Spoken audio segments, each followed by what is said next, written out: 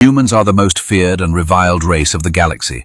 Every 10,000 years, when humans reach a certain level of technology, a galactic council sends a force to knock them back to the Stone Age. This time, however, that force arrives several decades late.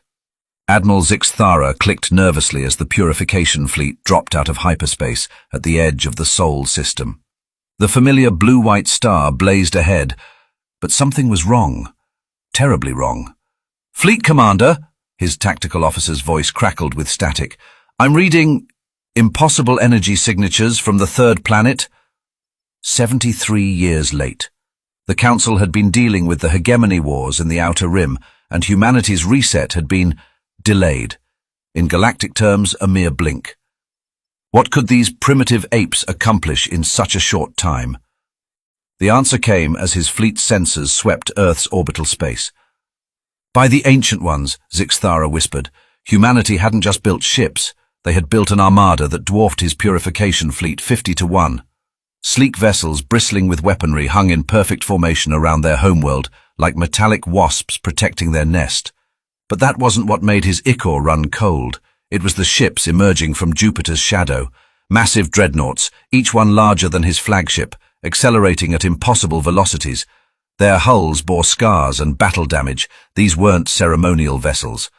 These were warships that had seen combat. "Admiral," his communications officer stammered, "incoming transmission. It's from Earth." The holographic display flickered to life, revealing a human male in a crisp military uniform.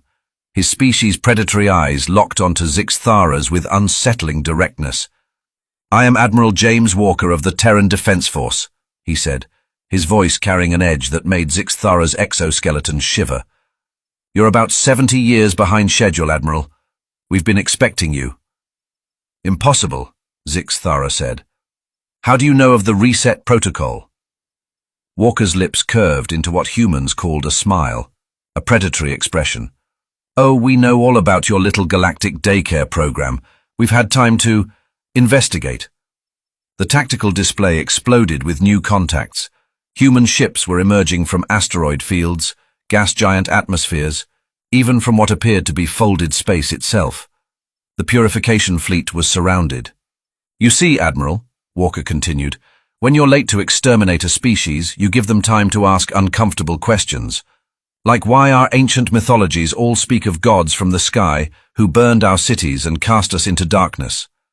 Why certain archaeological sites show evidence of advanced civilizations that vanished overnight. Why our genetic diversity suggests massive population bottlenecks occurring every 10 millennia. Zixthara's worst fears crystallized. "You found the previous sites."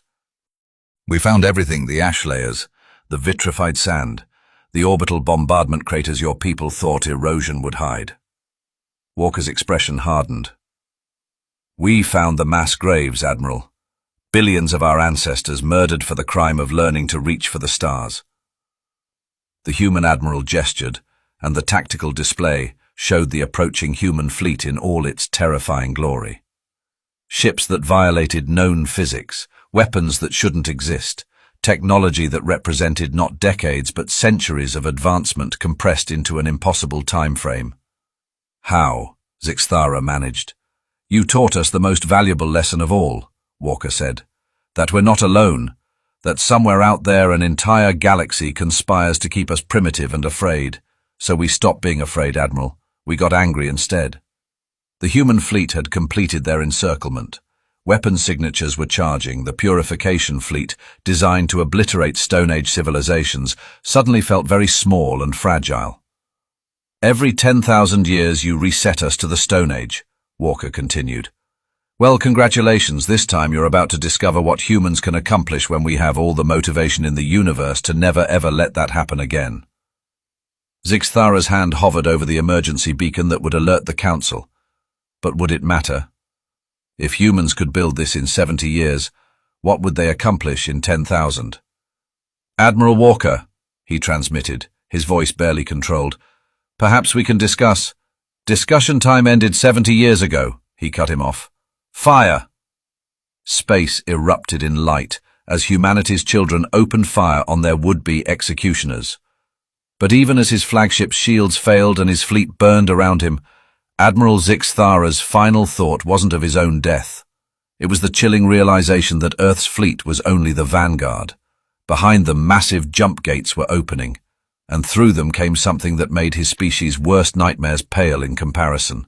An entire human civilization that had spent 70 years preparing for war against an entire galaxy. The late arrival had become something else entirely. It had become humanity's first strike back.